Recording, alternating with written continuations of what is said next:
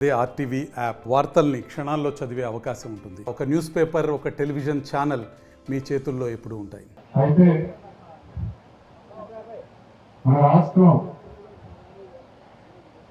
26 జిల్లాలు ఏర్పడడం జరిగింది.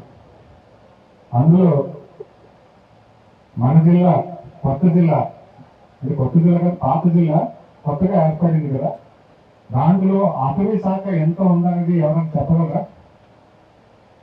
అటవీ ఫారెస్ట్ ఏరియా అటవీ శాతం ఎంత ఉందని చాలా మంది తెలియకపోతుంది. నాకు తెలియదు. నాకు తెలిసినంత వరకు నేను రీసెంట్ గా క్యాబినెట్ మీటింగ్ లో చూసినప్పుడు 6% ఉంది.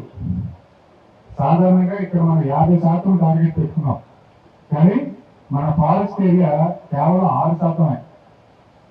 అంటే మనం చేయాల్సింది 44% పెంచుకోవాలి. అంటే ఫారెస్ట్ ఏరియా అయితే పెరగదు కదా. ఆల్రెడీ అంతా కల్టివేటెడ్ ల్యాండ్ ఉంది, కానీ మనం మన తాలూకా చెట్లు ఏదైతే ఉందో, గ్రీన్ జోన్ ఏదైతే ఉందో దాన్ని పెంచుకోవాల్సిన అవసరం ఉంది.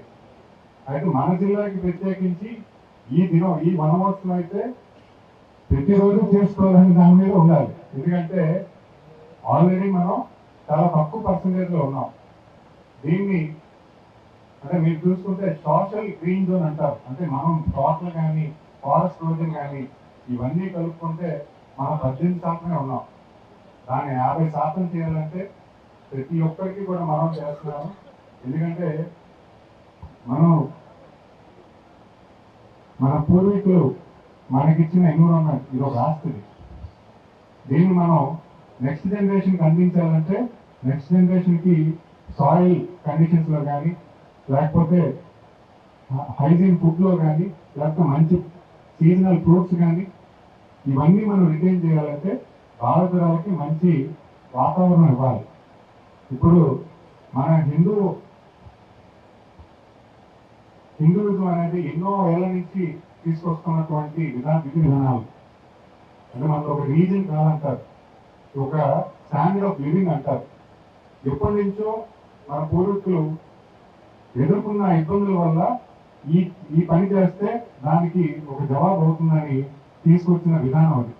అందుకే మనం చూస్తే ఇప్పుడే కంతగా చెప్పినట్టుగా తాటి చెట్లు మనం ఎక్కువగా మా చిన్నప్పుడైతే ప్రతి రోడ్డు పక్కన అటు ఇటు తాటి చెట్లు ఉండేవి. మరి ఇప్పుడు ఎందుకు లేవంటే మనం రోడ్ వైండింగ్లు చేస్తున్నాము, లేఅవుట్లు వేస్తున్నాం. మన అవసరం కోసం రోడ్ వైండింగ్లు చేస్తున్నాం, కానీ దాని పక్కనే తాటి చెట్టు కూడా వచ్చే విధంగా మనం ప్లాన్ చేసుకుంటే అది గ్రామాల్లోని రూరల్ డెవలప్మెంట్ లో కూడా మనం పెంచే అవకాశం ఉంటుంది. అది తాటి చెట్టు వల్ల ఉపయోగం లేదు అనుకుంటాం, కానీ దానికి కూడా మనకి కొంతమంది కార్యక్రమాలు కళ్ళు తీసే వాళ్ళు ఉన్నారు, దాన్ని ఒక మెడిసిన్ కింద వాడే వాళ్ళు ఉన్నారు. ఆ చెట్టు వల్ల వచ్చే ప్రయోజనాలు కూడా చాలా ఉన్నాయి. తాండ్రి చేస్తున్నారు. ఇవన్నీ కూడా చాలా ప్రయోజనమైన అవసరాలు ఎన్నో ఉన్నాయి.